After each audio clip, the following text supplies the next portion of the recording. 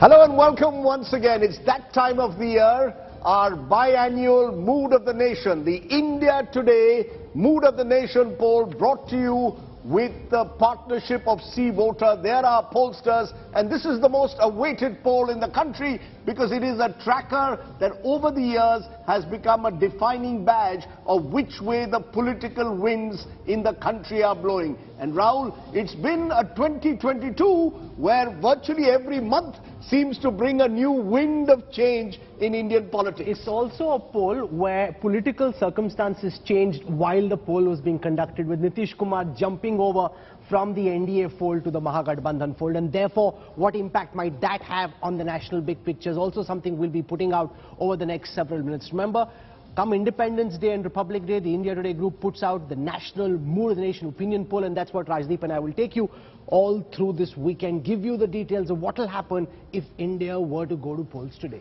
And also, Rahul, the Narendra Modi government has now gone well beyond its halfway mark. So now it's really in the final stretch. When you're looking at less than 20 months before India will be going to polls again. So in a sense, this poll should give us who is ahead as we enter that last stretch of 20 months of a 5-year term. And if you speak to anyone in the Prime Minister's office at this moment, the one word they talk about constantly is saturation. Saturation of schemes. They realize that they're heading towards the last leg. They want to ensure that all the public welfare schemes he's been working on can be taken door to door, house to house, to achieve actual saturation before 2024. That's the aim. And while that is true, the opposition also suddenly finds itself in a position where one day in Maharashtra you lose oxygen and next day you revive yourself in Bihar. So clearly, as some opposition leaders are now saying, 2024 is no longer a done deal. But Bihar makes it more exciting for you and me. If this was only Maharashtra kind of traffic, then it's all one way. At least with Bihar, it becomes slightly more exciting to comment on than it would be otherwise. Sure, though I could argue that Bihar is not India and it's the last state of old-fashioned politics, which is why Bihar is something you hold on to every time, because at least, as one Bihari told me, unlike Maharashtra, we don't do resort politics. We do straight When something deals. is going wrong in Maharashtra, you never refer to it as your state. Otherwise, it's always my state of Maharashtra. See how they did it in Bihar, with much lesser money, with much lesser tamasha than in your state of Maharashtra. We have a little bit more money and we have a few more resorts. Okay, I want to introduce you to all our guests joining us for this special broadcast Mood of the Nation, starting with Raj Chingappa, Editorial Director Publishing at the India Today Group. With us also our National Affairs Editor Rahul Srivastava, and some really sharp political minds. I want to start by introducing Manisha Priyam. She's been tracking what's happening in Bihar and elsewhere very closely. Rahul Verma joins us, fellow at the Center for Policy Research. Representing the political spectrum, we've got Syed Zafar Islam from the Bharatiya Janata Party, and Gaurav Pandey joins us from the Congress. So welcome to all our guests. The first big numbers are the numbers that we are looking forward to, which is what would happen if a Lok Sabha election was held today in August of 2022. Rahul, give us the big numbers. So I just want to give you the vote and the share methodology also, with the caveat that this poll is in two parts. A large part of the poll was conducted before Nitish Kumar decided to jump ship, and that's what you're seeing in these vote share numbers, where in 2014 the NDA had 38% of the vote share. That's now going up to 41%. The UPA had 23% of the vote share in 2014, not going up very much, only at 28%. But when you see the seat share numbers, you'll see them in two iterations. The first part is the number that we picked up on the 1st of August, which is when Nitish was still in the NDA camp. And the second number is from the 10th of August, when we conducted a snap poll just for the state of Bihar to try and assess what might happen in Bihar and thereby how would that impact the national big picture. So these are the vote share numbers. That said, let's call on the screen that one number that everyone's looking out for. What would happen, Rajdeep, if elections were held today? What would the new Lok Sabha look like? And that is fascinating, Rahul, because as you look at those numbers clearly now, you are seeing that Narendra Modi and the NDA are still holding firm. Remember, what remains of the NDA, most allies have now left. So when we look at the NDA, it's really BJP. Most of the allies are single-digit numbers, 307 out of 543 if elections were held today. UPA 125, others 111. And this is, of course, clearly suggesting the pattern that has been built up since the last couple of years, where steadily the NDA has remained over the critical 300 mark. Because once they are over 300, that means on their own, the BJP continues, as per our polls, to have a majority. So that is the latest number. And now you want to tell us... This is from the 1st of August. This is from the 1st of August, so it does not include... Let's add that. Let's just add that. Now the numbers on your screen are from the 10th of August. This includes the Bihar snap poll. And when we included the Bihar snap poll, the NDA tally comes down by 21 seats. The UPA tally goes up to 146, that's up 21, and others are at 111. But remember, I also want to highlight the recency effect. Because the switch happened as close to the snap poll and as close to the mood of the nation, it almost always appears to be magnified, which essentially means as the weeks and months wear on, it is possible that the impact of the split may not be as much. But at this time, if you add that snap poll, the BJP seems to have lost 21 seats, 286 for the NDA. That's right. And that number becomes significant because once you're below 300, then you're looking at a potential situation where any further dip and you are inching closer and closer to that magical 272 mark. So the BJP will hope that what you said just now in Bihar, the snap poll only gave an immediate fallout of Nitish Kumar's dramatic shift in alliances. Over time, the BJP will hope to recover ground in Bihar. But remember, Maharashtra also, we've seen major changes in the last 2 months. How will that play out? So there is an element of uncertainty, Rahul. Very quickly, the methodology. So I just want to give our viewers a sense of the methodology used by C-Voter in this poll for the India Today group. Remember, there were 22,861 respondents who were sampled over 2 weeks by C-Voter for India Today. Apart from this, there's an additional sample of 96,696, which is the C-Voter sample as part of its continuing weekly political tracker.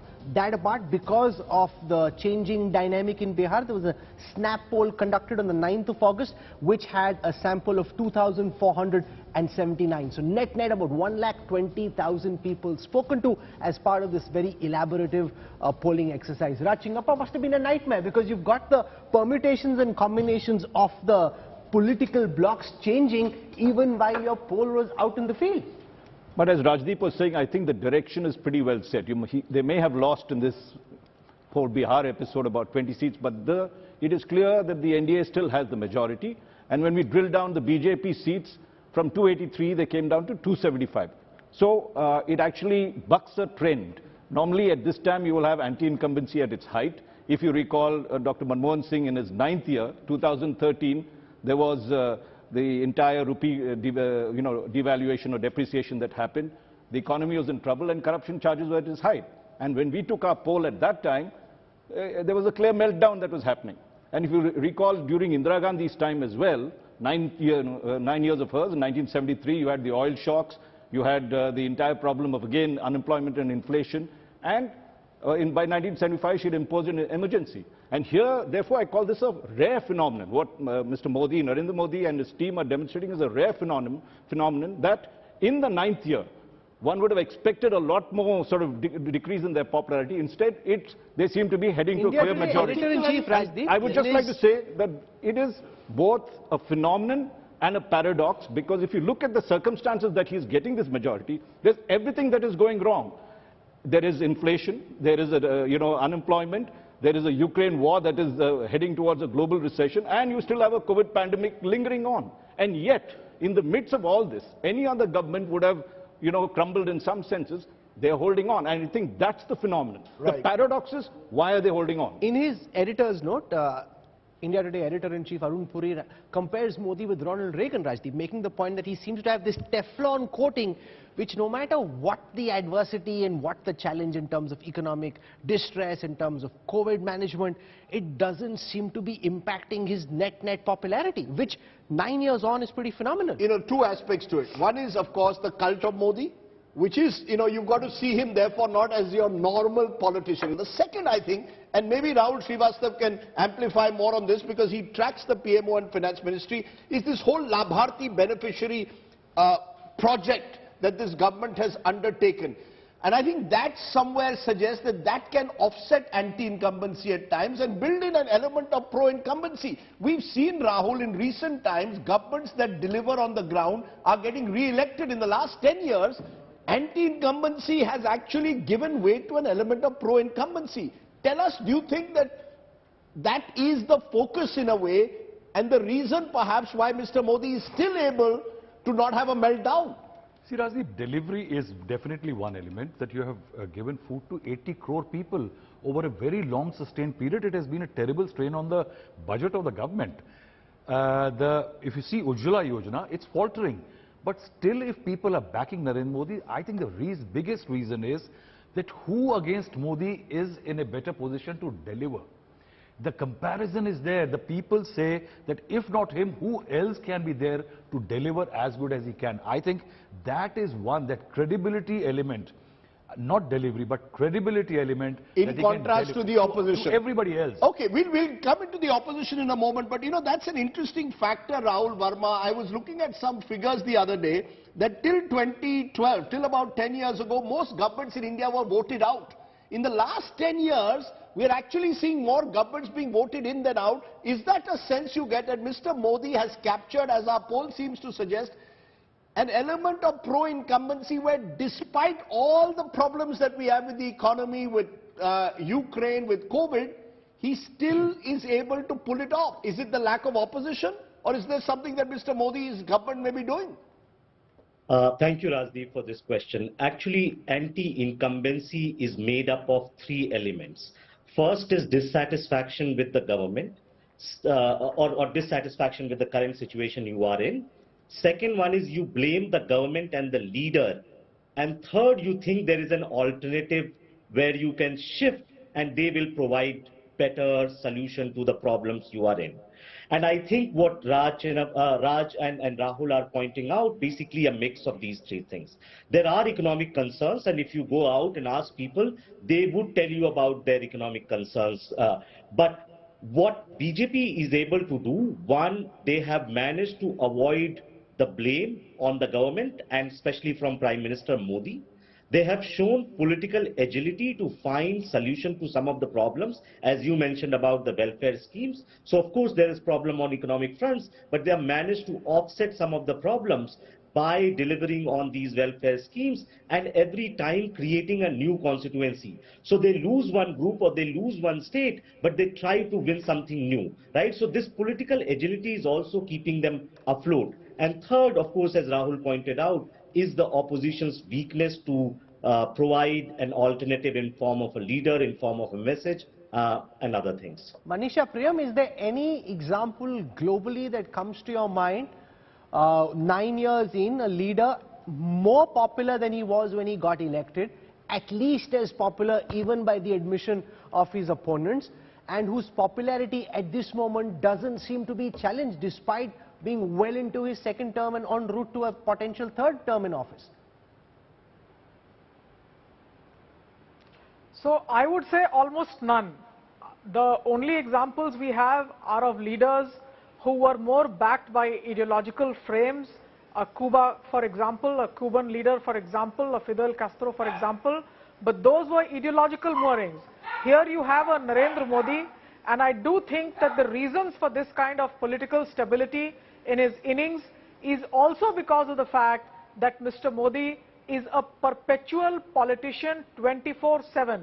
Remember, one of the factors that our esteemed panelists haven't referred to until now is the fact that no election, whether won or lost, is small enough, and the Prime Minister or the Home Minister do not leave even a Pradhan or a Zilla Parishad election to be out of their sight.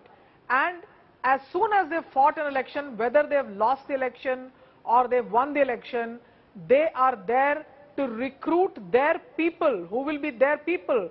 Now, in Indian politics, we've had regional satraps who've had their people, apne log, apne aadmi, within one political arena. But Mr. Modi's masterstroke is that he's been able to do it on scale. And therefore, even state elections where he loses, there is an eye always on the Panchayat or the Zilla Parishad and urban elections. But even state elections where he loses, is something where the discussions, I'm sure, are held on a daily basis, on a regular basis, on a weekly basis. I don't know what that routine is, but even the small and the minutiae of politics and electoral politics does not go away from the drawing board that he looks at.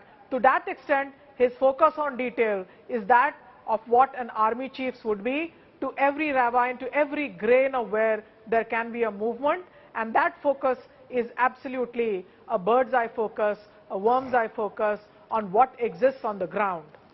One of the things which is interesting, Rahul, is that this government has made mistakes, but has an ability to correct those mistakes very quickly. Moment they see that something is not going down well with the people, how do we course correct? But they are blessed by that's where the politics. But they are blessed by an opposition that doesn't know what it's doing. Because if the opposition is able to pounce on the mistake, then it's much tougher to do a reversal. Opposition will turn around presumably and say, you in the media don't drive those mistakes home hard enough. That's what they're going to say. For example, demonetization, some would say, argue that it was a blunder that could have cost many other governments. You didn't go for Mr. Modi. But my belief is, you recognize your mistakes and you quickly course correct. For example, farm laws, you realize there was an agitation out there which could spiral out of control. Okay, we'll hold back for a moment. Largely apolitical opposition, not led by any of the big opposition parties. That's right. But therefore, Gaurav Pandey of the Congress, as you are looking at these early numbers,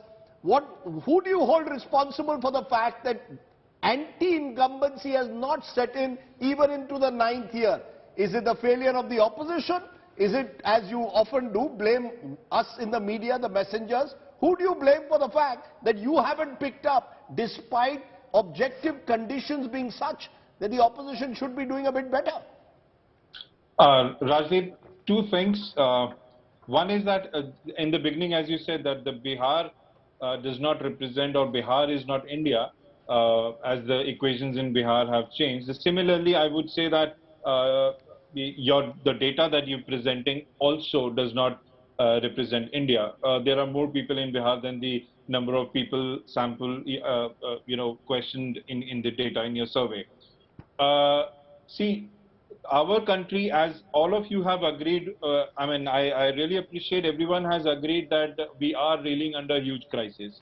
Inflation, unemployment, there is a GST which is flawed, and there are many issues which the country is facing.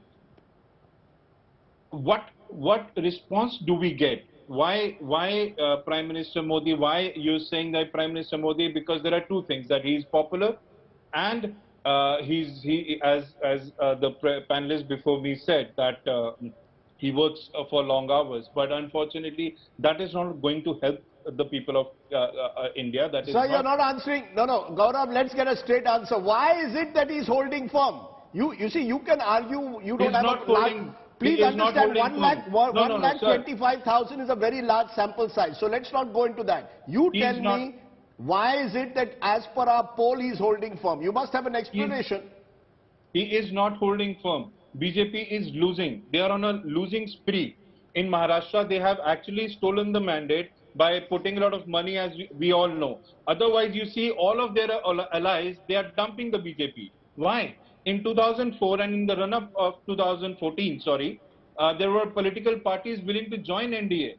But now the reverse is happening. If you look at the numbers from the 1st of August, you can safely say the BJP is likely to romp home in style. That's the way it looked. But come the 10th of August, suddenly minus 21 seats in Bihar, the opposition sends a chance, and then things don't look quite as settled. BJP is still in pole position, but not quite as settled. Let me take you through what might happen in Bihar according to this India Today Mood of the Nation poll if elections were held today. And remember, this is a snap poll conducted after Nitish Kumar jumped sides. So let's take the vote share details first. The NDA at 54 in 2019 in the Lok Sabha elections, down to 41% on the 10th of August. That's a fall of 13%. The Gandhis from 31%, which is largely the RJD vote share, up to 46%. That's up 15%, a gap of about 5% between the NDA and the Mahagathbandhan. 5% gap in a two-cornered elections is big. Let's now look at seat share in Bihar. And here is where the BJP starts to lose ground. They're likely to come down to 14 seats. That's a loss of 21. The NDA earlier had 35 on the 1st of August. So that's a big fall, Rajdeep, in the NDA's fortunes, with the JDU walking across. Remember, Bihar, Rahul, is the only Hindi heartland state where the BJP has never got a majority on its own. And the BJP has never been able to discover a strong leadership of its own that can take on the Lalus and the Nitishes. But they don't always need a strong leadership. For example, in Tripura, they won without having a strong leadership initially. In Assam, they won in a state where they'd never won, where the electoral dynamics are arguably tougher for the BJP than they are in a state like Bihar. You're right, Rahul, with one caveat that I think there's a distinction we have to draw at some stage between Lok Sabha and Vidhan Sabha. In Lok Sabha, which are increasingly becoming presidential, where people are saying, "Kaun banega Pradhan Mantri," I think the BJP, by virtue of the fact that they have in Narendra Modi someone who's tried and tested, versus the opposition, which seems very disparate. Even Nitish Kumar himself, his own personal popularity has been declining. That gives the BJP an edge, as we saw in UP. I've often believed if Mayawati and Akhilesh had tied up in a Vidhan Sabha, they might have had a better chance than in a Lok Sabha. That's my sense, though. Syed Zafar Islam, does Bihar suggest a threat and a problem to the BJP? The fact that someone like Nitish Kumar is feeling stifled, undermined, jumps over, joins the Mahagathbandhan, the poll seems to suggest the NDA could lose 21 seats because of him switching over. Rahul, first of all, we were discussing about why NDA and for that matter BJP is going to lead in 2024 election. The outcome is very apparent, whatever you have suggested today, but it is primarily because it is being led from the front. We have a leader who is leading from the front. The Honorable Prime Minister's admiration by the people of this great country is unimaginable. Countless number of people will die for him, and that suggests that we have a strong leader who understands the mind and the chemistry of the people, and who is always available to do things for the people of this great country. That is something which has earned him a lot of admiration. Secondly, when it comes to Bihar, we do not see any big change in numbers. You had projected 35, it may marginally go up or down, but people of Bihar are fed up with Nitish Kumar. People of Bihar are fed up with RJD, and Nitish Kumar has fought election as a separate party, JDU, in 2014, and you know what was the result at that point in time.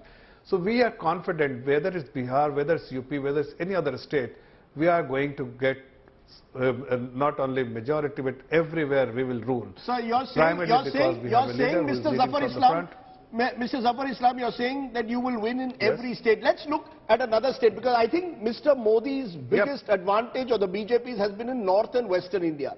We've seen in Bihar the BJP going down. The other state which has seen tectonic change in the last few months is Maharashtra.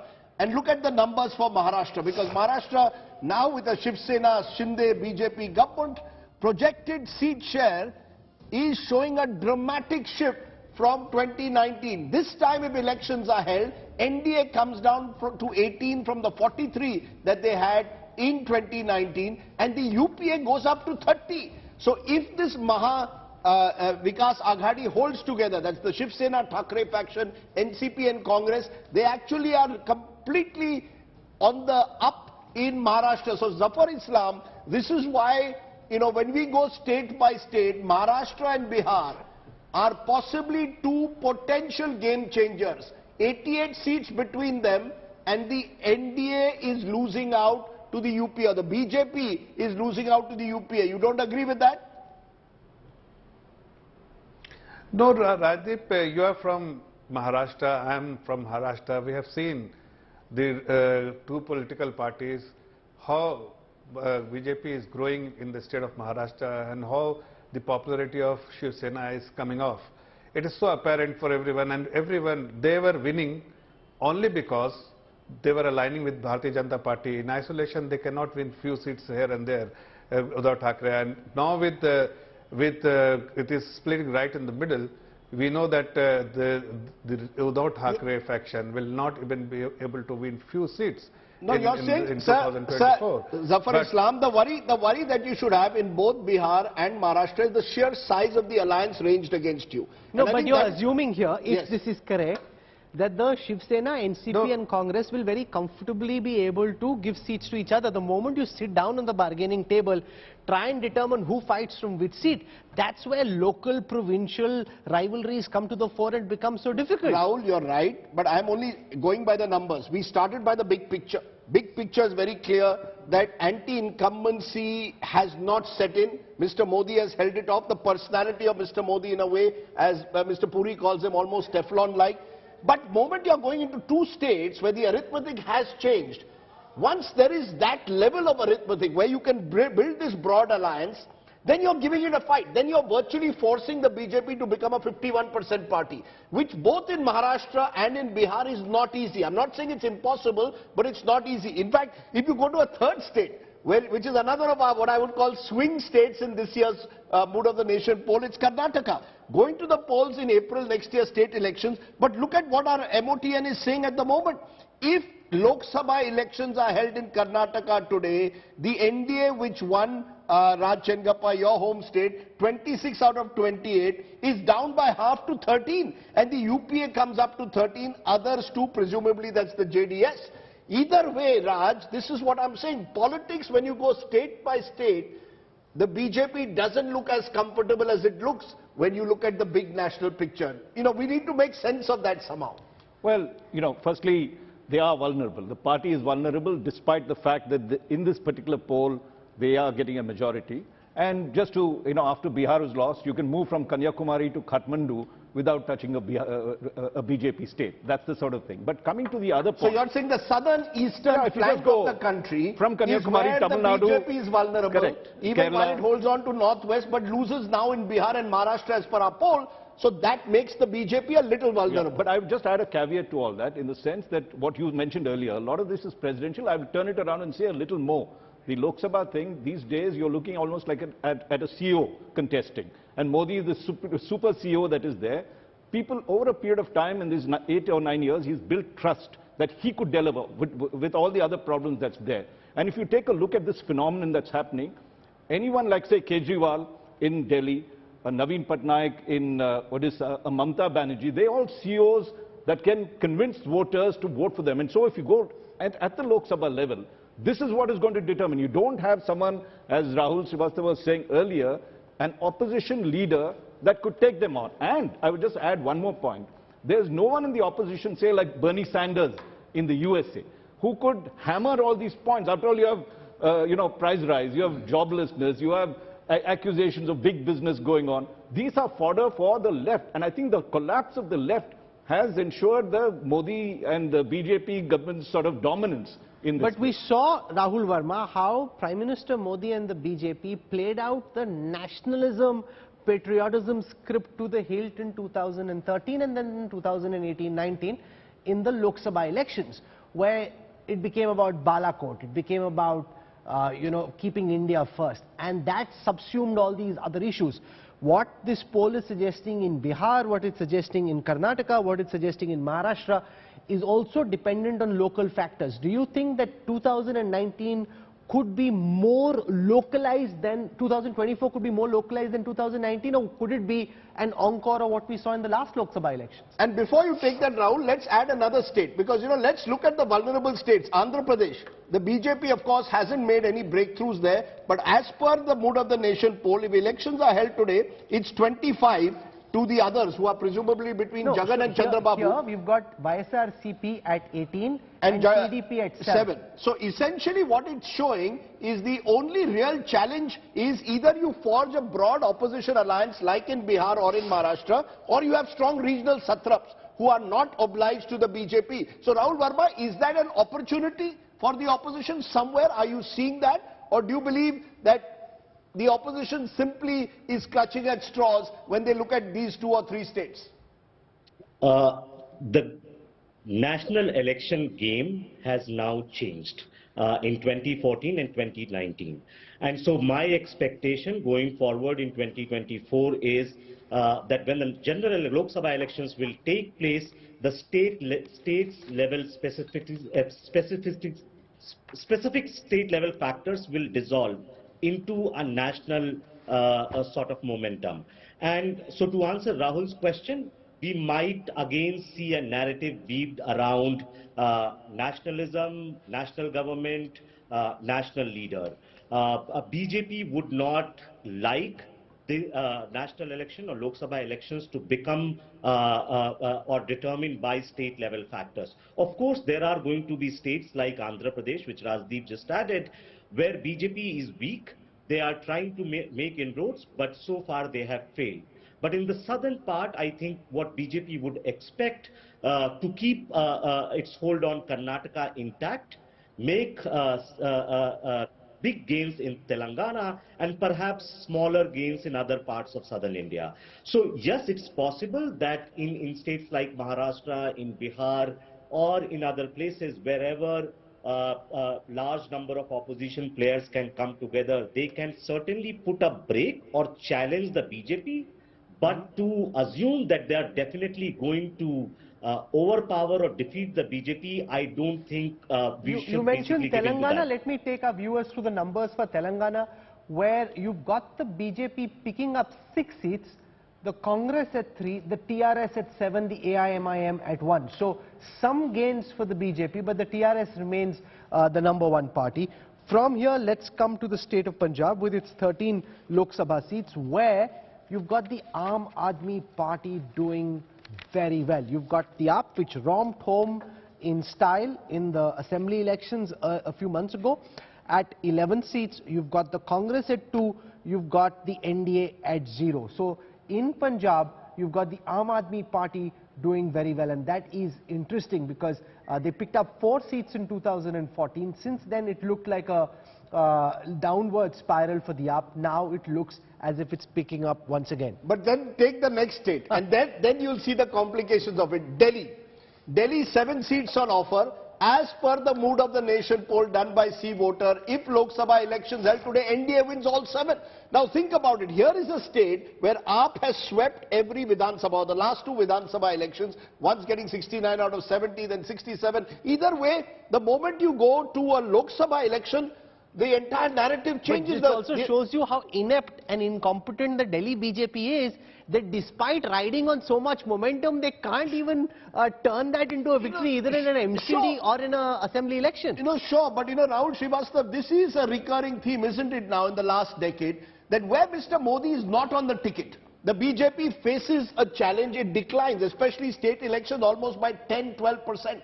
But where he is on the ticket and where it becomes a national election, that even in Delhi, where AAP has swept to major victories, in the Lok Sabha, 7 out of 7 is what we are predicting. What does that say? Is the Indian voter voting very differently again, national versus state election, irrespective that inflation affects us all the time? See, Rajdeep, I think inflation and other does get incorporated when the leaders make mistake. In India, price rise and employment, these are the pad-up kind of issues. You take it for granted almost. It They're comes factored later. in. If I'm angry with somebody, then I say price rise bahut zyada hai. I don't say price rise as the mainstay of my opposition to a leader. So you are saying that until anger builds up against a leader, I don't reflect price rise as unemployment as the core issue. What is very important is, I think the people are looking for leaders, what they stand for. A Kejriwal, a Mamata Banerjee, what Raj was saying, a Mamata Banerjee, a Modi. See, and then what kind of leadership they have in the state and the cadres. Bihar, the BJP has not been able to build inroads into newer demographies as they would have earlier. No, but the Bihar BJP will turn around and say, "Mauka hi nahi diya na." The local leadership will say, "Arey, aapke hamare upar bithaya hua hai JDU ko mauka to do." We are all ready and raring to go. But Rahul, this is the fascinating thing about Indian elections. 2014 and 19, in both these elections, BJP swept Delhi. 6 months later, only state elections are held, and Arvind Kejriwal emerges. And 2024 seems to be no different if these numbers are true. The next state, though, is fascinating. Because remember, Mamata Banerjee is seen in some quarters, or perhaps in TMC certainly, as a potential challenger. If not 24, then 29. If Lok Sabha elections were held today, and this is another turnaround, Rahul, compared to 2019, NDA gets 7, UPA doesn't open its account, and others, which is Mamata essentially, is 35. Mamata got just about half the seats in 2019. The BJP got 18. So BJP is down 7. So they are down 11, remember, in Bengal. They are down by about almost 20 in Maharashtra, and they are down by another almost 20 in Bihar. So these are the 3 red flags. The red flags for the BJP at the moment are West Bengal, Mamata still carrying on with the momentum, and in Maharashtra and Bihar. So these are the... So therefore the BJP will have to make up these losses in other states. You mentioned Telangana as one state where they will make up loss. I still want to see where else will the BJP make up. We'll go so state therefore, by state. Rahul, compared to 2019, remember 2019 NDA is over 350. Already based on August 10th, we are saying they are down to 286. So while we are saying there is no major anti-incumbency against Mr. Modi, there are some warning signals in specific states. I think is a worrying point. Well, ultimately, they just need to be above the finishing mark to be able to come back to power. Sure, but I think 286 is a worrying number. I don't know whether Manisha Priyam, you agree with that, but there's a sense I get looking at state-wise, the BJP has certain states it will have to look closely at, and the opposition has opportunities. The opposition has to stop the BJP now in South and West so that the BJP can't make extra gains.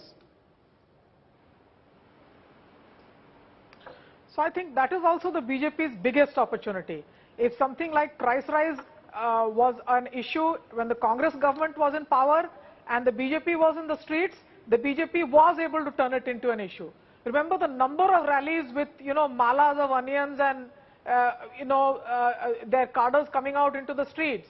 The fact is, there are pan-India issues that may not be of the making of this government, that may be because of global recession, but the fact is that there is no pan-India opposition that is taking these issues to the streets. There is also a trust factor in Mr. Modi. As you can see yourself when you're talking about Delhi, for example, vote for the BJP, 6 months later, bring in Arvind Kejriwal. In Jharkhand, vote for the BJP, bring in Mr. Modi, 6 months later, vote out Mr. Raghuvar Das, even bring in a coalition government of the discredited Congress and the JMM, but have a different government. So the voter really looks for credible leaders. I think you make a very important point. I think you make a very important point, about credible leaders. And what's happening is the regional leaders, Rahul, are doing much better. And then we are going to come to the key question, why the BJP is doing so well. Because look at your next state. Tamil Nadu? Take a look at Tamil Nadu. In Tamil Nadu, out of the 39 seats, you've got the DMK Congress alliance, along with the smaller regional parties, expected to pick up all 39 seats. The NDA, which is the AIADMK and the BJP, will fail to open its account according to the C-voter opinion poll. So the DMK remains strong in Tamil Nadu like it did in the last Lok Sabha elections. That's right. They won 38 out of 39 last time. The AIADMK won just 1. Now we are saying they'll win all 39. So what's the big picture, Rahul, so far? Bengal and Tamil Nadu, the regional satraps and Andhra Pradesh are holding their own. Where there is a strong opposition alliance building up, like in Bihar and Maharashtra, there's a challenge to the BJP. But now you look at the story. But you look also wherever there's a direct fight between the Congress That's and what I was about to BJP. come to. Madhya Pradesh, 26 for the BJP, 3 for the Congress. So wherever there is a direct fight, Rajasthan, 25 for the BJP, 0 for the Congress.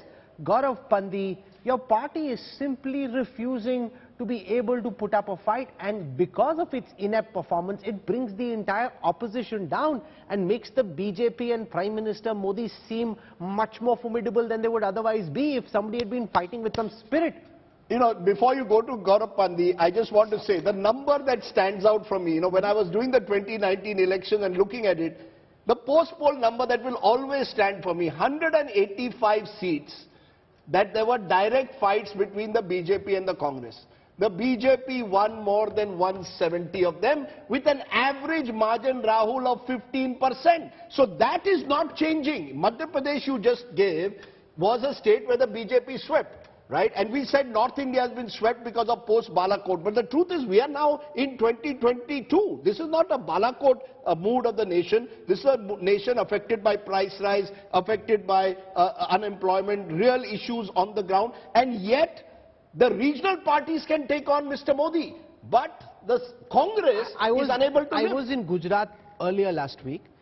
Congress leaders I spoke to spent time at length explaining why the BJP is likely to win and may get 150 plus seats. These are Congress leaders telling me how it's not like the 2017, there's no partitar agitation this time. They simply don't have the belief that they can fight and that they can win. They, even before the election. And you've got this young guy from the Aam Aadmi Party saying that they have only 10,000 booths out of 52,000 booths presence on the ground, and he's saying we will fight. He has no presence on the ground, a very limited presence on the ground, but has very high confidence about being able to fight, and the Congress, which could actually put up a fight, is simply unable and unwilling to want to give it its all. So I think that really is the key. You know, the big picture is this: the regional parties are in a position and ready to fight the BJP and the Modi juggernaut. The Congress has to get its act together if the opposition is to have any chance. Because unless that happens, you will have a situation, as our mood of the nation is showing, that state by state, Congress versus BJP states, advantage to the BJP. This despite the fact that, you know, even in Uttarakhand there was an element of anti-incumbency. Today I am being told by congressmen, look at Himachal, we are going to win Himachal come November, December. But I want to see it happen. I want to see when was the last state where a Congress BJP direct fight went towards the Congress. I'm just trying to go back, possibly 2018. But that is 2018. Jharkhand, Chhattisgarh. 2018. So in the last 4 years, the Congress remains the Kamzor Kadi. Gaurav Pandey may not agree to that, but Mr. Pandey, that is the reality. Our poll is showing direct fight. Rahul mentioned Madhya Pradesh, and we can look at the other ones as well. 29 seats, 26-3. Rajasthan, predictably, is also Rahul moving more or less similar. Is a clean sweep. 25 for the BJP, 0 for the Congress. 25-0 Rajasthan. 25-0. What about Chhattisgarh? Chhattisgarh also is 10-1. 10-1. 10-1. So, you know, Gaurav Pandey, you are the Kamzor Kadi, is one of the factors coming out. You have to get your act together. Rajdeep, it's a fact that we did not perform well in the previous Lok Sabha elections, but a lot of water has flown under the bridge since then. We have learned from our mistakes, and if we cannot be conveniently, in case of the BJP, looking at the local performance, and then when it comes to the Congress, we say that, the local performance does not matter. Just recently, if you see, in Madhya Pradesh, in the local body elections, Congress has performed well. We are reaching out to the people, not just region-wise, that is in the states, but otherwise also. Now, just from a month from now, we have a 6-month-long yatra planned, which is, again, it's not a campaign for 2024, but reaching out to the people. Yes, there have been mistakes in the past, as I said, but we're learning from those mistakes. We do not have the amount of money to put out our arguments on newspapers or televisions like the BJP does, and showcase Prime Minister Modi's photographs all the time, which actually adds into his popularity. So, in the traditional way, we are going to go to the people. For 6 months, we're going to walk. This is not correct. See what's happening in Gujarat, where the Aam Aadmi Party is going out and actually making an effort. There was a huge tragedy, Rajdeep, you would have seen. The Aam Aadmi Party splattered themselves all over the place. The BJP was pretending nothing really happened, because how can there be hooch in Gujarat, which is a dry state? The Aam Aadmi Party went and made it big. The Congress barely made it. Only Jignesh Mewani went to that area and tried to rake up that issue. They're not fighting. When one Congress leader goes, the others, instead of trying to come to his rescue, try and cut him down to size so that he doesn't grow a bada hero ban raha hai. That's how they're trying to take each other down. And the Aam Aadmi Party is very interestingly targeting the states where there are direct Congress-BJP fights. And they see the vulnerability in the Congress. Take the Congress's vote.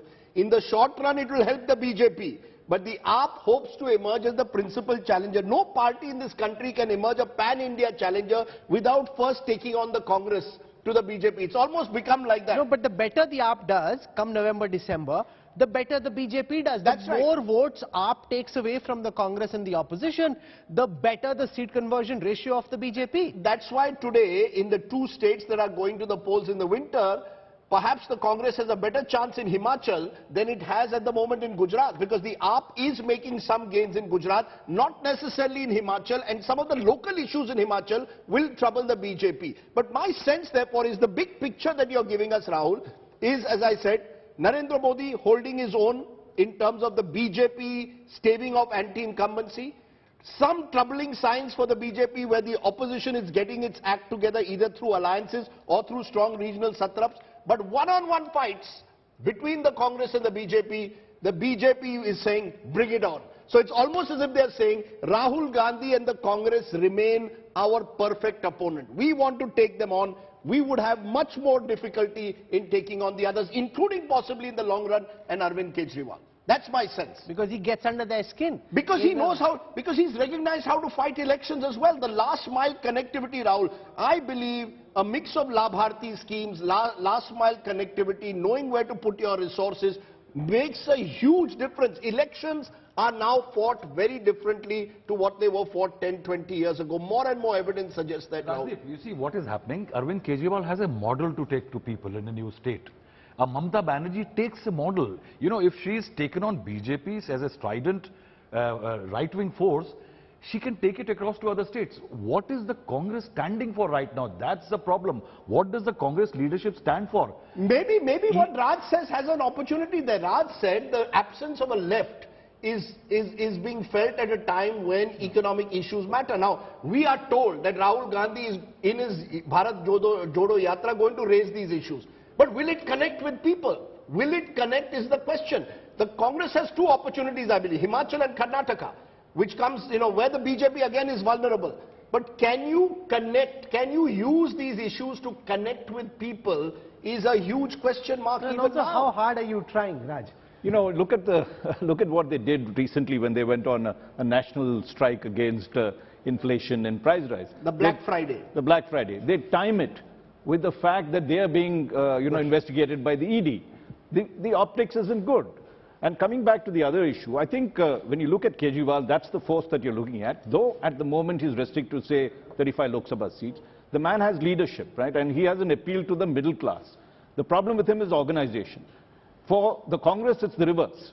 You have a PAN organization. You have across many, as you were saying, contesting in direct contest with the BJP, but you don't have a leadership that can take them on. And Rahul Gandhi, by his frequent jaunts and abroad and everything else, looks at politics like a hobby.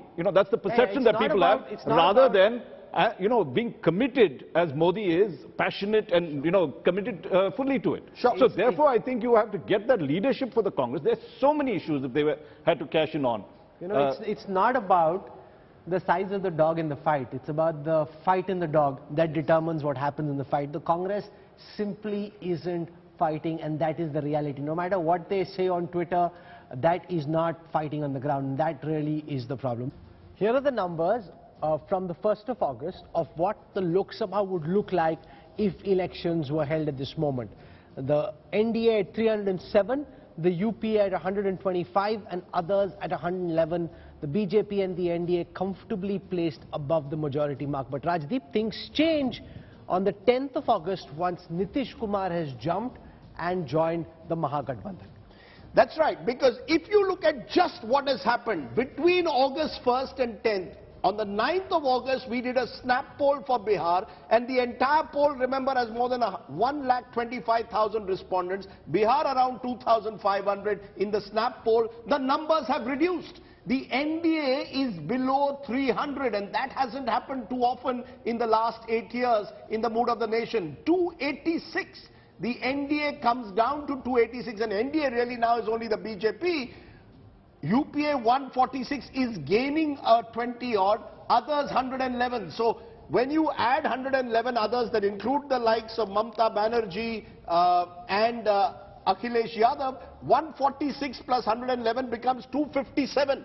And for the first time, therefore, if Bihar is replicated in a few other states, we actually might have a contest in 2024. So the big story, Rahul, is that as a result of Bihar, the NDA has gone down, UPA slightly up, but NDA is still way ahead of the UPA. So NDA is still ahead of the halfway mark, anti-incumbency even after 9 years doesn't seem to be enough against Mr. Modi for us to say he won't have a hat-trick. He could well have a hat-trick He seems in May well placed 2024. at this moment. If you're a betting man, the BJP and Prime Minister Modi well placed, it seems, for a third term. But remember, in politics, things can change, and they can change fast, as they did in Bihar.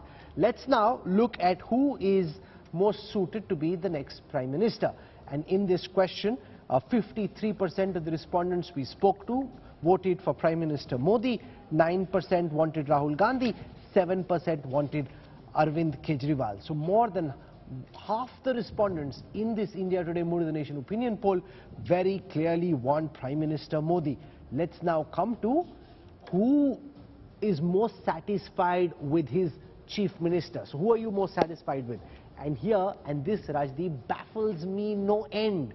And I know there's a very bright chance that Naveen Patnaik, sitting in Bhubaneswar, could well be watching, because he's actually managed to increase his rating from 71 to 78 between the last Mood of the Nation opinion poll and now. Rachingappa, you know Naveen well. How in the world does he pull this off at a time when anti-incumbency is catching up with people? Sitting where he is, largely inside his house and office, he's managed to get his popularity up by about 7 points from 71 to 78. Yeah, I think it's good governance, and he does his work quietly. He doesn't shout too much. He's there. I mean, you can see him. There's no corruption charges. There's no taint against him personally in any of these years that he's ruled. And without doubt, if you look at the way he conducts business over there, there is a quiet confidence that he goes. I think people trust him. He's been 20 years there, and people believe in him. He's the Modi of Odisha. He's not only that, you know, he defies another aspect of Indian politics. We believe that second generation, third generation dynasts generally tend to be subject to the law of diminishing returns. Naveen Patnaik has defied that. He's defied every stereotype of today's politicians. He's been in power for more than 2 decades. Some would say he, like Jagan Reddy, have started their own party. You know, the Biju Janata Dal may have carry the name of Biju Patnaik, but it is Naveen Patnaik's party, like YSRCP is of Jagan Mohan. But you're right, these are remarkable numbers after 20 odd years. The other two, of course, Hemanta Biswa Sarma and MK Stalin, won elections only last year. So they've been in power for... no, but for Hemanta to come number 2 is quite credible. See, Rajdeep, but the all factor for Odisha, I think, Naveen Patnaik, which is the last congressman you heard about in Odisha after Mr. Giridhar Gamang gave that one vote in parliament against Vajpayee. Tell me one name in that 20 years you have seen. You can talk about a leader in Odisha. There is nobody. Sure. I think there is nobody there. So I think obviously it will all be for Mr. Naveen Patnaik. You know, the last major leader of the opposition really was Janki Ballabh Patnaik, and that is a very long time ago. We must tell our viewers that these are numbers of people from their home state. Correct. So people from Odisha have chosen Naveen Patnaik, from Assam Hemanta, and from Tamil Nadu Stalin. But when you look at the big picture, India's best CM you're looking at national numbers, which is more recognition, I think, of their brand value. No, this is about who people nationally perceive as India's best chief minister. And whoever does well here, huge credit to that leader, because he's been able to build a perception for himself nationally. And there, Yogi Adityanath comes in at number 1 with 40%. He's more than double the lead of the number 2, which is Arvind Kejriwal at 22. Not more than double, but almost double.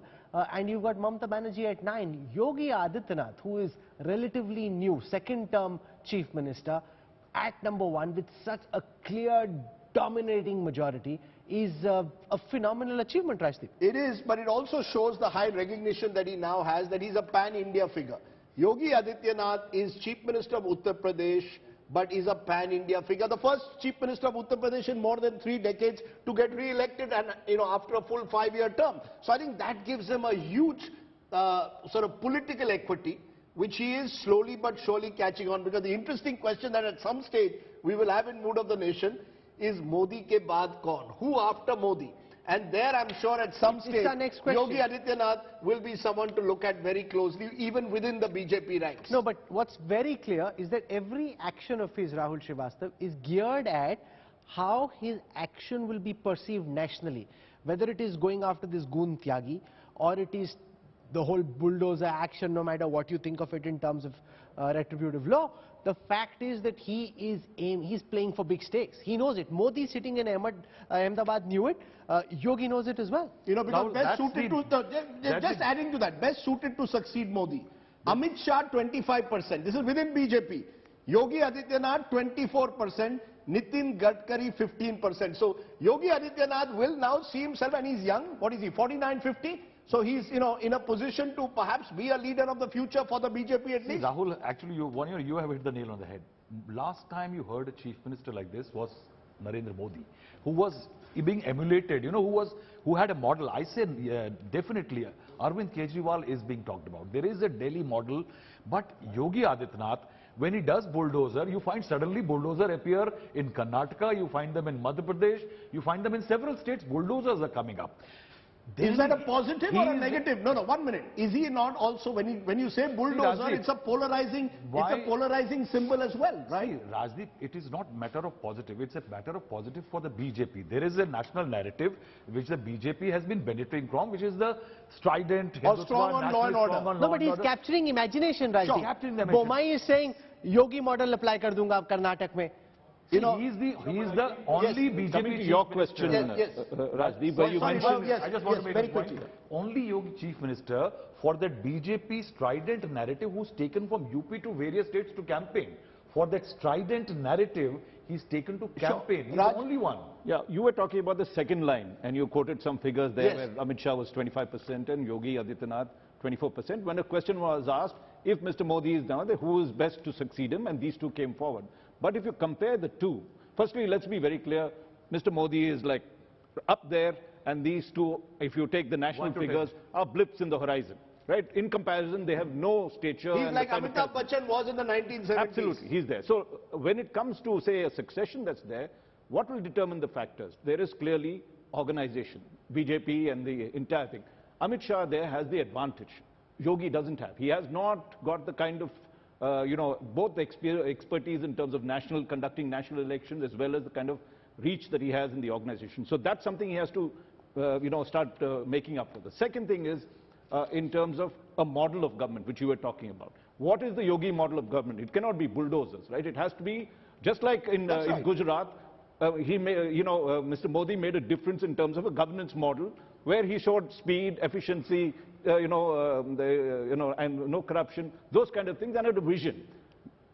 Yogi Adityanath has to outline that vision, and so also does Amit Shah. I'm not saying that is there. And the third factor, I think, very important when it comes to, is charisma and connect. Okay. Now, there Yogi has it, and that's the reason why, if you see, he gets national popularity, because not only does he is able to communicate a lot of it in this kind of hardline Hindutva way that's there, but he seems to have that connect with the people. Sure, and he clearly gets the core vote. You see, no, but I don't agree with this. Even Rahul Srivastava said stridency, and you're saying core vote. Uttar Pradesh assembly election results show Yogi Adityanath's popularity has gone beyond the core. There are people who aren't aligned with the Hindutva vision and his pan-India popularity as well, Rajdeep. His pan-India popularity so whether people sitting in the studio, the Pandits agree or not, he is developing a Yogi constituency which is beyond your core Hindutva constituency. Yeah, sure, but he is going to have to, I think I agree with Raj, eventually have to flesh out a governance model. You see, whether we say that Mr. Modi was an expert in marketing the so-called Gujarat model, didn't show the flaws, only showed the assets, there was a model that people were seeing almost as aspirational. No, but he did I don't think the UP model as yet is aspirational. No, of course not, given how badly off the state is. But see what happened during COVID. He actually administered the state during COVID quite well relative to some of the other states where he moved with speed and purpose. Or take, for example, law and order. Sure. Where, I mean, I personally have problems with bulldozers being used on people's property, but people seem to like it. They seem to be clapping for it, and that is the reality. Okay, let's look at this, because I think we are going ahead of ourselves when we say Yogi Adityanath. For now, this is the number to look at. Best suited to be the next Prime Minister of India. 53% are saying Narendra Modi, 9% are saying Rahul Gandhi, Arvind Kejriwal 7%. Let's put this in context. We said at the start, seat share NDA, which is mainly BJP, 286, coming down. Remember, they got more than 350 in 2019. So they are down by more than 60 if you look at the bigger picture compared to 2019. But The moment you go to best suited to become Prime Minister, it's 53%, 9%, 7%. So, Rahul, as we become more and more presidential, possibly in our elections, this is the factor. When people ask me, but, you know, what explains the BJP victory? Somewhere there is, I call it the cult of Modi, call him Teflon-like, whatever, which is holding on even 9 years into power. And this despite high inflation, unemployment, agrarian issues being real issues on the ground. And the ineptness of the opposition. If it's Australia versus Zimbabwe, it will always seem as if Australia is a much better team because they're up against Zimbabwe. If it's a more equal contest, they'll find some flaws with the Australian team as well. That is the reality. Let's now come to the role of the Congress as the opposition party. Here, you've got 40% of the respondents in the India Today Mood of the Nation opinion poll saying the Congress has done a good job. 34% think they've done a bad job. So it's roughly stayed in that 40, 38, 40 kind of range. The Congress poor has actually gone up from 22, 25 to about 34. So the Congress not perceived well. Now again, one thing I don't understand is when this question is asked by pollsters, who's best suited to revive the Congress? Manmohan Singh, our former Prime Minister's name comes in at second at 16%. Now, Rajdeep, try and explain this to me. Does it make any sense at all? Rahul Gandhi at 23, Sachin Pilot, I understand, at 14, Priyanka at 9, but Manmohan at 16. Let's look those numbers. Rahul Gandhi 23%, Manmohan Singh 16, Sachin Pilot 14%, Priyanka Gandhi 9%. The way I see it is that less than 1 in 4 voters believe that Rahul Gandhi is the man to revive the Congress, and that almost non-Nigerian Manmohan Singh, who's hardly been seen in public life, is at 16%. It shows that there is no one figure that the Congress has been able to build over the last 8 years in opposition, who is seen by a majority, many of them even Congress voters or opposition voters, as the person who can challenge Modi. But you have to build someone. So I think these numbers show the serious credibility crisis. There is the Timo factor. There is Modi only, or the Tina factor. There is no alternative. So I think unless someone becomes 40, 45%, at least almost half the voters should say, no, you're the person we want. They haven't found that person. But something has to happen, right? For example, if someone like a Sachin Pilot had been made Chief Minister of Rajasthan, and if he'd done well over 4-5 years, in that time he could have built a base saying, look at my model of governance, this is why I may be able to do well nationally like Modi did in Gujarat. You have to give somebody an opportunity like Yogi got in Uttar Pradesh. The Congress has failed to do that. You know, before we go to our guests, we can look at these two numbers linked to it. Non-Gandhi best suited to revive the Congress. Manmohan Singh still 29% because he's been around. He was tried and tested. Look, Rahul Gandhi has not been tried and tested. He didn't even become a minister. Sachin Pilot 20%. As opposition leader, he's been tried and tested. Sure. So clearly it's not worked. It's failed, right? Otherwise his numbers would be higher. No, but he doesn't accept that it's failed. The Congress doesn't accept that That's his problem. Non-Gandhi is best suited to revive Congress as per Mood of the Nation. Manmohan Singh 29, Sachin Pilot 20, P. Chidambaram 8%. And then the key question, is the Congress better off without the Gandhis? Yes, 52%, no 30%. Now remember, this includes, of course, a number of BJP voters who may well say, give us this answer. But overall, what it shows is that the Congress has not been able to find an answer to its leadership challenge over the last 8 years.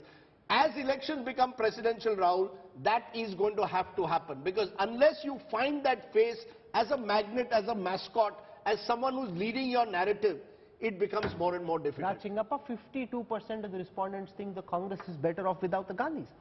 Yeah, but when you ask them who should lead the Congress, you have the Gandhis going 1, 2, 3, 4 kind of a thing. So there is there. But I think what's happening because of this reason, what Rajdeep is talking about, you're getting someone like Arvind Kejriwal to virtually take that opposition space and start challenging, Mr. Modi and the BJP. And the rise of Arvind Kejriwal is a phenomenon that one needs to monitor. Though, as I said earlier, he lacks the organization. He has this very common connect, with the middle class that is there. And that kind of thing of, there's not much ideology. It was just a lot of governance that's there. He's not mixing it with the thing. And has a completely leftist approach to a lot of things that's there. Because that space that is there, sure, there is the a left space. You see, there's a Congress space and there's a left space. Now, no one has occupied that, and at this time, when you have inflation, when you have, unemployment, this is the area that the left really thrives because they can contrast it with what the BJP is doing, and they're not doing that. To take your point, the question asked on Mood of the Nation, who is best suited to lead the opposition? Look at it. in MOTN in January of 2021, that is about 18 months ago, Arvind Kejriwal was at 18%, and in MOTN January 2022 he dipped to 16, but now he's up to 27%. So Arvind Kejriwal is 27%, Mamata Banerjee, who was at 11% 18 months ago, is up to 20%, and Rahul Gandhi is at 13%. Now, among Congress voters or Congress leaders, Rahul Gandhi still is ahead of anyone else as the choice. But the moment you make it national, Arvind Kejriwal and even a Mamata Banerjee seem to be ahead. So clearly, the non-Congress opposition Rahul today is throwing up leaders who many people believe are potentially better suited to become the Prime Minister of the country or to lead the opposition. At a time when the Congress remains the largest pan-India brand, neither does Kejriwal have the organization of Mamata, national organization, but in a national poll like this, they are seen as better challengers. So we've got Avni Bansal of the Congress, RP Singh of the BJP is with us, Manisha Priyam and Rahul Verma still with us. Avni Bansal, it's a tricky situation to come in on, but basically the mood of the nation holds a very firm vote of no confidence in the leadership of the Gandhi family. The voters are telling you, get the Gandhis out, you'll find a solution. Everyone outside of the Congress seems to believe a revival of the Congress is possible without the Gandhi family. Rahul, my reading of the mood of the nation and your survey is this, that it just proves that you can fool some people sometime, you can't fool all the people all the time. And I think your survey clearly reveals that in a country where the predominant narrative is communal hatred, and here we have the Congress party which is actually trying to strike a difference, which is trying to fight for an alternative politics really, which is making a stark difference from the BJP in the following manner. Number one, we are saying that it's not one faith, it's collective leadership. So the fact that you have 1, 2, 3, 4 names, people who are saying that this can be a person to lead the opposition, to my mind is a very welcome sign, because it proves that the kind of politics that Congress is pushing for is finally making ground. The second thing, they're all about marketing, we're about governance. And if you look at the figures in the last 2021, we know that, for example, 17% of households have 8,600 rupees per monthly average income. 62% households are at about 14,400 rupees of an average monthly income. In 1 year, you've seen the gas cylinders go from 480 rupees to 1,000 rupees. For the first time, you're seeing in India that we have to put a ban on the export of weeds.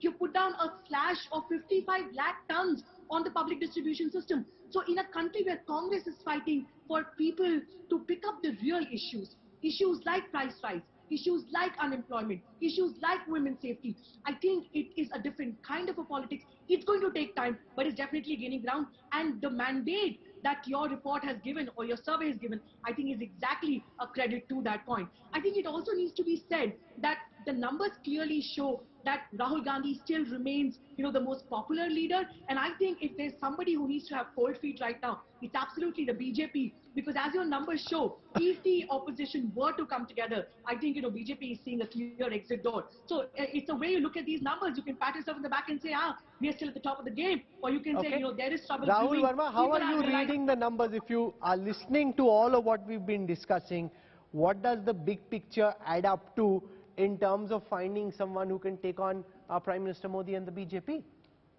Rahul, basically, one thing is clear, that BJP has managed to maintain its lead over the rivals. Second thing which is clear, that the Congress is down and out. Third thing which is clear, that there is a new star rising on the horizon, which is Aam Aadmi Party and Arvind Kejriwal. Other than this, basically all things are details. You can adjust your lens the way you want. But it's clear that, the new game which began sort of like in 2020 after Delhi elections is that, and then West Bengal in 2021, that Congress no longer remains the main opposition party. There are other challengers like TMC and Aam Aadmi Party which are going to go for the second spot. And so even this competition among the opposition, they of course want to defeat BJP, but they also want to emerge as a bigger player. this competition for the second spot among the opposition parties is going to keep BJP electorally buoyant for some more time. And this competition is basically going to fragment and divide the resources, which is basically going to prove detrimental to the Congress. So going forward, as Rajdeep also mentioned some time back, that now you are basically looking at a situation where Aam Aadmi Party is going to move to every state where Congress seems in a weak position and try to capture some of the votes. So even when there is some dissatisfaction with the BJP, the competition among the opposition parties is going to give them an advantage. Which is not bad, RP Singh, from the BJP's perspective. If you don't know who you're fighting against, whether it's the Congress, the AAP, or the Aam Aadmi Party, or the Trinamool, you're happy because we are number one. You can keep fighting for number 2 and number 3. What are you making of all the numbers that we've put out so far, and the fact that Bihar seems to suggest that the BJP could be losing some seats in the overall national picture, and you've got Yogi Adityanath emerge as the number 1 chief minister nationally? Well, there's no doubt that Yogi Adityanath is number 1 chief minister nationally, because he is delivering on ground on all levels, whether it's law and order, whether it's employment, or whether it's the other sectors of the public concern. But that point aside, I could hear part of it, what you were mentioning about the numbers. As for number of within the Congress, I see Sachin Pilot at a good place, being although he hails from one state and he's just an MLA now, not even a minister, but still he holds a good ground, and it's a good message for Congress to replace the dynasty with someone who is emerging as a leader. I'm not recommending Sachin Pilot, but whoever emerges as a new leader, if you recommend him, he's added. So that there can the last thing he wants is a BJP recommendation. No. We never recommended him at that time, and it was the internal fight of the Congress, and which is still on within the Rajasthan. I mean, we all know the sort of governance Mr. Gehlot is giving. I mean, the lady was talking about the communal hatred. We all know what sort of communal hatred is being spread in Rajasthan, how appeasement of Muslims is being done in Rajasthan, and that's leading to a lot of problems in Rajasthan. So, and we have seen it last few months, we have seen it ongoingly happening every month and every now and then. But that's point to say, another 1 second. As for Mr. Kejriwal, I mean, all of you are rating him too high. What happened to Mr. Kejriwal in Uttarakhand? I mean, his chief minister candidate lost his deposit. I was in charge of Uttarakhand affair. His chief minister candidate lost his deposit. I mean, so I can tell it today that Himachal, they'll lose badly. I mean, I seriously doubt that they'll even get some votes to save their security deposits also. Same is case with Goa. What happened in Goa for Aam Aadmi Party? Sorry, except Punjab, because there was a vacuum of Congress and Akali Dal. And take my word, next round we are making in Punjab. We'll be the party who will be there serving the people in next round in Punjab. Okay, let me hold you on to this, but let's come back to the big picture, because, you know, for those who might have missed the first part, and Manisha Priyam, you can sort of, dive into that. We've given the big picture that after Bihar, NDA is 286 out of 543. That's going below the 300 mark. Where are they losing out? Maharashtra, Bihar, Karnataka, and we'll give those numbers also to our viewers who've just joined us. In Maharashtra, in Bihar, in Karnataka, NDA is having losses. Where is the NDA holding on to, or the BJP primarily? Uttar Pradesh and most of North India. What we seem to see therefore, Manisha Priyam, the big picture is regional satraps and alliances of the opposition giving the BJP a challenge, but Congress versus BJP states, BJP ahead, and most importantly, who do you want as your Prime Minister, Mr. Modi, well ahead of the competition? What does that suggest about the kind of democracy we are in at the moment? Are we basically in a democracy that identifies with the individual, and Mr. Modi's popularity is even higher than that of the BJP on the ground?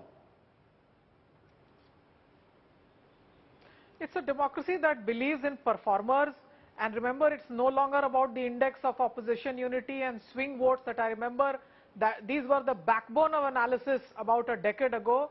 It's now the performers. Remember, in each of these arenas, People are looking at people, leaders, political leaders who can deliver, who can respond. Mr. Modi is fast at course correction.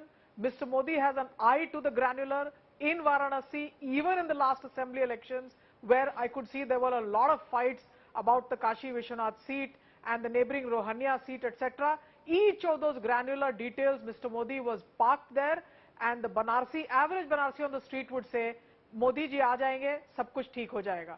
So the belief in the leader that he can politically stitch things together, the belief that the leader will course correct, and the belief that the leader will deliver on important issues, these are things that uphold Mr. Modi's popularity. It's not as much about charisma as the fact that he's seen as a real doer on the ground, and I believe that's something that will give him a momentum ahead of the Lok Sabha polls. A lot of the regional satraps will be seen as people who are respected in state level elections. People will say, for two different elections, two different leaders.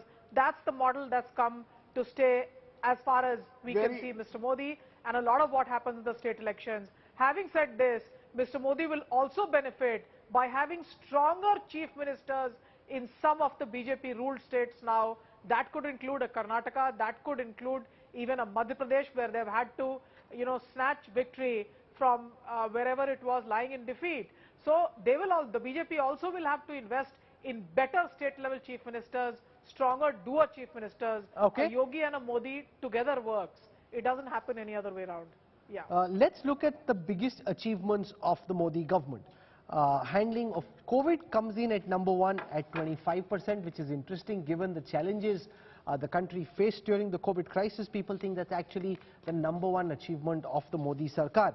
The revocation of Article 370 in Jammu and Kashmir comes in at number 2, with 15% of the respondents calling this the most important achievement, and corruption-free governance comes in at number 3 at 12%, which again is important because people felt there was large, widespread corruption like there was during the UPA. This would have been on the list of problems, as it usually is, and not on the list of achievements. Let's come now to the biggest failures. Here you've got price rise at 33%. Number 1 problem, unemployment 26%, economic growth 10%, communal violence 6%. So communal violence not perceived, Raj, as big a problem. The much bigger problems seem to be economic, whether it is about growth, unemployment or price rise. Yeah, I think this is what I was referring to earlier. What Manisha Priyam said, Mr. Modi is a phenomenon that he's holding at a time when you have all these major crises, whether the economy is down, where you have prices rising, you have unemployment, you have the Ukraine war, you have a global recession coming, and COVID pandemic still raging, and yet this, the BJP and Mr. Modi are heading for a majority in the 9th year. So that's the phenomenon. The paradox is, how does he do it? And here when you look at, and I think the answers come through this, there are 3 or 4 fundamentals, electoral fundamentals I call them. One is prices, the second is jobs, the third is, if you look at it, national security, okay, in this thing, and the fourth is corruption, not in terms of importance. In 2 of these factors, jobs as well as inflation, Mr. Modi and BJP are not doing well. So what is propelling him this popularity? One is corruption, which you mentioned. If you looked at during Manmohan Singh's time, by the 9th year, he was bogged down with scams and everything else. The corruption-free government is one of the things that's propelling him. The second factor which you see, which is I call a national security issue, because COVID is an internal national security issue. And there, Mr. Modi has reversed the entire thing. If you saw 2 years back, or in the midst of a second wave, his ratings were phenomenally down in handling of COVID. Now there's a remarkable turnaround to show that he's number 1 in that. And the reason for that is that the entire vaccine program that they did, there was a record, and even world leaders lauded, showed that from adversity he was able to create an opportunity and come out shining. So on 2 factors, there is a lot of trust built as a result of these key factors. So it's a credibility trust factor, because just look at your own mood of the nation and track it. Mr. Modi's performance. If you look at it from Jan 2020, this is the first MOTN that we did, the second one after the 2019 elections. Outstanding good was 68% rated performance, outstanding good. Very poor was just 13%. Track it right the way, and our worm will do that, up to August 2022, where he's now at 66%. He's held his own, except one period, Rahul. August 2021, in the backdrop of COVID-2, when there was a genuine concern of the state having almost melted away when people were desperate for oxygen, then you have the vaccine program really taking off. And as I said, therefore the ability to course correct. Recognize you made a mistake. You may not officially admit it. But that was a 1 in 100 year No, you may problem. not. No, look, the public mood was that the government had failed. The public was not here to listen to that, hospitals could not have handled the oxygen crisis. But that's the one point where his ratings sharply fell to 54%. And even if you look at, in comparison to previous polls, a lot of people said, is he best suited to become Prime Minister? The numbers had sharply dropped, almost half of what they are today. So it's taken 1 year from August 21 to August 22 for Mr. Modi to virtually recover to where he was in 2020. And I think that, in a sense, is an important element of this poll. May I add 2 or 3 more factors to this Sure. paradox that is there? Why is he winning at a time when the economy is down and everything else? One is he's able to deflect, Ukraine and COVID. The blame doesn't come to him. It is a global problem, and therefore he's able to deflect that. The other aspects are, if you take a look at the way he has conducted the Labharatis that we talked about, the fact that the welfareism thing moved at the forefront. So he's combined 3 factors. One is the Hindutva factor, where he gets the Article 370 done, rebuilding of the Ram temple. So on the Hindutva voters, he is, all boxes ticked. Then when it comes to poor, he's appropriated the plank of the left and the socialists and delivered welfareism like you've not seen. And very, very smartly has combined it with hyper-nationalism. And there you see that in the way we approach Pakistan and China, which you see the polls also endorse it, he's able to bring these 3 factors together. It's a fine balance. The danger is this, Rajdeep, which I'd like to just mention, is that as we go forward and the economy continues to tank, would he move to the other fronts, which is, rather than focus on welfareism, polarization? Will the BJP do it? That's the worry that as we get on. Is there a red flag, Rahul Srivastava? In these numbers, is there any red flag? When I see 33% price rise, unemployment 26%, these are big numbers. Clearly, and contrasted with COVID-19. Yes, it gives COVID-19 vaccine program taking off, gives you trust. But when prices are high, 7%, and unemployment remains relatively high with the fear of a global recession, is that the one red flag? Is there a red flag at all in these numbers that Mr. Modi should be worried about, apart from the decline in Maharashtra and Bihar and individual states? Rajdeep, there are 2-3 points. See, what Raj is saying is a very interesting point. In this 74% in January 21 and August 21, it fell 20 points for Narendra Modi. That was last year. Because it seems See, COVID was a national phenomenon. States were also responsible, but Modi got blamed for it. And similarly, he recovered, and the benefits he reaped, while all chief ministers might have worked for it, he got the benefit that he is doing something to control COVID, and that's credible. Because he is a central figure, so much so central in today's politics, that he got blamed for the COVID losses and he got the benefits. When you look at the red flagging, which you are saying is a very critical point, all these are fine. The point is, what Raj is saying is interesting. There are other things propelling him. When we talk about what will happen in 24, see, this government is not going anywhere in the next 1.5 years. Modi is going to be around. Modi has to make a big mistake, one. Second, there are a lot of good and bad news. Opposition unity in states is bad news, Bihar and others. Strong regional players, bad news.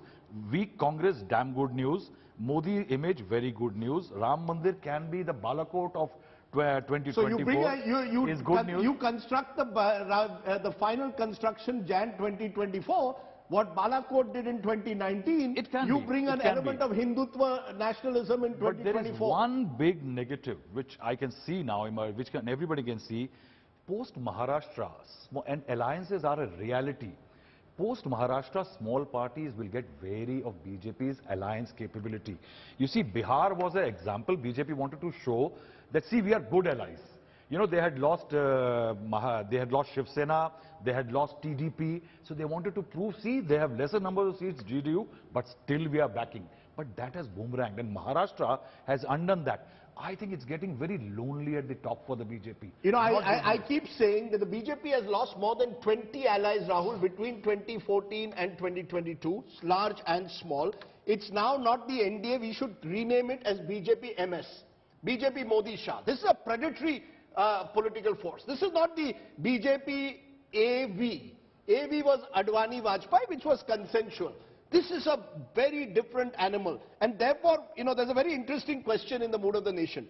Do you support the BJP policy of bringing down governments? Yes, say 24, no, say 31, BJP not involved. My sense is that the BJP somewhere could pay a bit of a price for having too many, striking at too many fronts. No, but why not? Take, for example, Bihar. Why should the BJP continue to play second fiddle in Bihar to Nitish Kumar? The fact that Nitish Kumar is a diminished leader, that the leadership space is up for grabs, why should Tejaswi be the beneficiary? If the BJP can play the role of an insurgent, they can set themselves up to do well in a state like Bihar. Given their current state of leadership, organization, this is an attempt the BJP should make from their perspective. So, from a BJP perspective, no problem. Yes. Every party wants to be expansionist. The BJP is going to be no different, right? This is a BJP which, unlike the Vajpayee-Advani BJP, is a majority party. It's a party like Indira Gandhi's part, wants to expand. But therefore, you can, from time to time, come in confrontation with certain regional sentiments, a sense of regional self-respect, which a Nitish Kumar can try to revive himself with. A Mamata Banerjee will play, a Chandrababu Naidu YSR will play, a Stalin will play. Which will be a bigger factor in an assembly election than a Lok Sabha election. But you do not, in an ideal world, the BJP would like to have their governments both in states as well as at the center. One worry for the BJP is we need to create strong chief ministers. You see, the BJP, like with Boma in Karnataka, where are BJP's problems stemming from Karnataka? You compromised in a way, you chose a compromise candidate. And in several states they've done it. Where you've got a strong chief minister, Himanta Biswa in Assam, or a Yogi Adityanath in UP, those chief ministers are also delivering. So BJP will have to be conscious of the mistakes that the Indira Congress made. You appointed weaker chief ministers, or the so-called puppet chief ministers, and you paid a price for it. But that is one, these are the red flags. Overall, the big picture, and therefore, Avni Bansal of the Congress, what you should be worried about is that at a time of high inflation, 7%, not double digit yet, and possibly coming down, unemployment, which remains a big concern, economic growth, which is sort of leveling off at the moment, communal violence, which for some remains a concern, the Congress and the opposition are not picking up. We are coming back to it. That, we can spin these numbers in whatever way we want. You will blame the media, I'm sure. But at the end of the day, that's the reality. These are the numbers, Abni. Rajdeep, you're right about the numbers. But see, what we can't forget is that when common people vote, they vote on issues that affect them the most. Issues of price rise, issues of unemployment, they cut across the classes. It doesn't just affect a particular segment. It affects the middle class as much as it affects the lower class, as much as it affects the higher class. So I think the fact that the country can now see that this government and Mr. Modi himself might be wonderful at many things, most importantly marketing. What they are terrible at definitely is governance. What they don't know how to manage is economy. And economy is something that we cannot leave out. Economy is what matters the most. So my sense is that, as your numbers also reveal, in the run-up to 2024, while other factors may definitely have a play, what more and more people are going to realize is that this is not the government that can, take care of the economy. And we as Congress strongly believe that we will not let India become the next Sri Lanka. So I think it is very important to arrest the economic factors. Rest everything can, take care of itself. But economy is something that this government just absolutely It comes down to whether the BJP and Prime Minister Modi will make a big mistake. If they do, things could change potentially. If they don't, Rahul Verma, things are unlikely to change very much, and the BJP seems on course to getting a third term for Prime Minister Modi. If you were to hypothesize, what could a potential mistake look like? There have been very astute observers and practitioners of politics. Whenever they've, in terms of policy, made a mistake, they've been very quick to dial back. What could a potential mistake at this stage look like in your view? Before Rahul answers that, let me ask this, Rahul, this. Someone told me X factor China and the build-up of China at the border. Is that something one should look at closely or not? Because it's not being reflected here, but there is a belief that the media hasn't paid enough attention to what's happening on the border, China's growing attempt to sort of set up infrastructure. We've covered China more than is that a concern? But, is there an X but factor, red flag? the way the Prime Minister typically manages to deal with this is he says that I still do much more to counter China than anybody else. When A.K. Antony was there, in Parliament he said, there's nothing we can do, we can't build these border roads. The Congress in Parliament has made multiple comments about how they're unable to make border roads because of how difficult the terrain is. Now, with the BDO road that we've made, you've actually got far more infrastructure being created than ever before. China Would we question him more? You know, because the Prime Minister officially went and said no one's crossed the border, right? That was his official statement. Have we done enough to question that? I'm just raising it as a potential concern that the government should have, because national security, as Raj mentioned, is one of the reasons for Mr. Modi's popularity being high. But let's assume China does something more aggressive like it is at the moment in the Taiwan Straits. The BJP can spin it to say we are still better positioned to fight China like they did. Remember on the 27th... Rahul is right. You know, the opposition is not in a position to blame the government in that good a position. Modi has a better capability to turn it and make it a national security interest, rally the people behind him, see China is the aggressor, because China is join attacking, me. you need me to fight China. Okay, so I was just throwing that up, but Rahul Verma, go ahead please. Any big mistake, as Rahul says, that Mr. Modi should, any minefield you see between now and 2024? Last year it was COVID, what can it be now? Oh, I don't know. You know, I can't predict the future. But let me say something. BJP continues to make a mistake. And it's not just BJP. Any party which is going to govern India, which is so large, diverse, with so many problems, they are going to take policy positions which is going to make certain people unhappy. And BJP has been making this mistake. Remember, with the farms bill, with the COVID and everything.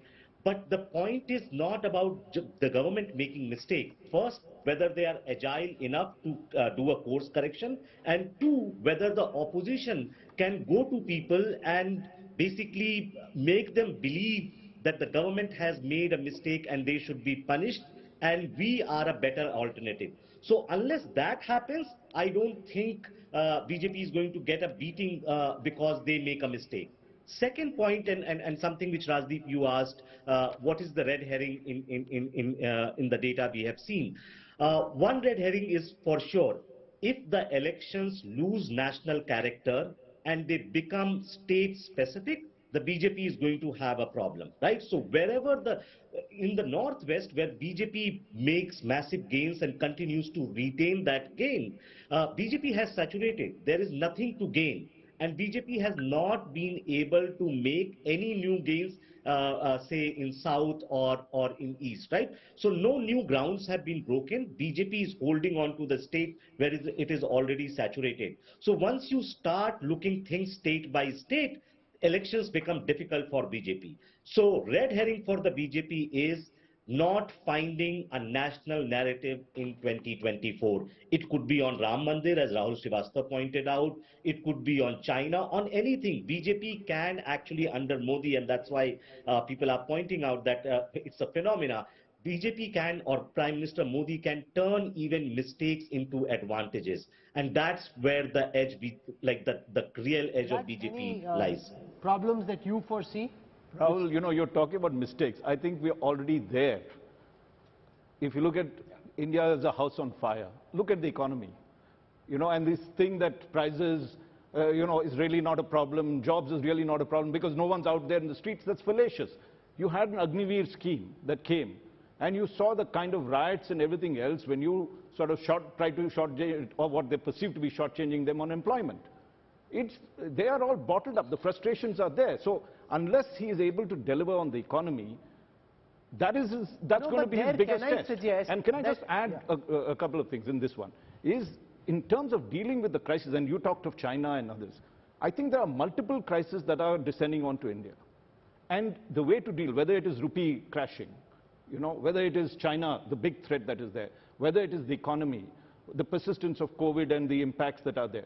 Now, I think the way it is organized at the moment, I mean, he did fantastically well during the COVID period. He got a high-powered group and did it. I think you need that kind of grouping that's there. Currently, what's happened is the second line of leadership kind of works in silos. You need to get high-powered teams working on each of these problems. But can I flip the argument that you're making to make this case? That over the last several months, Rajdeep, whenever it had seemed that the Indian economy was about to take off, something happened which was so beyond the control of the government that it kind of put a brake on the takeoff of the Indian economy, whether it is COVID, whether it is Russia invading Ukraine, whether it is inflation. Now some of that seems to be coming under control. The markets internationally are beginning to accept that maybe the worst of inflation is behind us. Interest rates have risen as much as they would or are very close to their peak and could potentially stabilize. And as China continues to bully Taiwan and more people start looking away in a China 1+1 policy, it is possible that a lot of the pent-up economic growth which has been held back for various factors could take off, and the BJP and the Prime Minister could be in a very clear zone as we come towards 2024. I couldn't agree with you more. That's what I've been hearing from a number of analysts who one respects, that actually 2023 could be much better than 2022 has been. Look, we've had 3 tough years. We've had 2 years of the pandemic, and we've had 1 year of a war that has resulted in a global recession or potential global recession. 2023, a slowdown. Some parts of the world are experiencing recession, others are in a slowdown. But 2023 could be better, and India could be better positioned to exploit the changing economic environment, which can only work to the advantage of the Prime Minister. I would say, if I had a red flag, I go along with Rahul Verma and the events that we've seen in the last 2 months. When you become a predatory political force, you suddenly find a range of political parties who otherwise might have been neutral suddenly turning against you. It doesn't mean that the BJP cannot still win an election, but then you have to become a 51% political force, which is more difficult. So in those 4 or 5 key states which will decide every election in India, the Maharashtras, the Uttar Pradeshes, the Bihars, the BJP needs to be careful that it does not reach a stage where it becomes this sort of hyper-ambitious force that seeks to crush everyone. Use the ED here, use the CBI there, because that can have a backlash, and that is the only thing I think that can really stop or at least give a few sleepless nights to the BJP machine. That's the only thing I see if I were to see a red flag today. So we've had a fascinating 2 hours of political coverage. We'll have more for you through the next few days as we look at how the economy is doing, how people perceive the performance of the government in different aspects of foreign policy, and different other questions to do with general communalism in the country, people's perception around it, performance of the government across different parameters. So we have a lot in this Mood of the Nation package still lined up for you. We'll come back with it tomorrow, same time. I hope you enjoyed our broadcast. Rachingappa and his team have been working hard to bring this package together. You can also pick up India Today magazine on the newsstands now. Rajdeep, we'll see everyone again tomorrow at 8. Thank you, and stay well.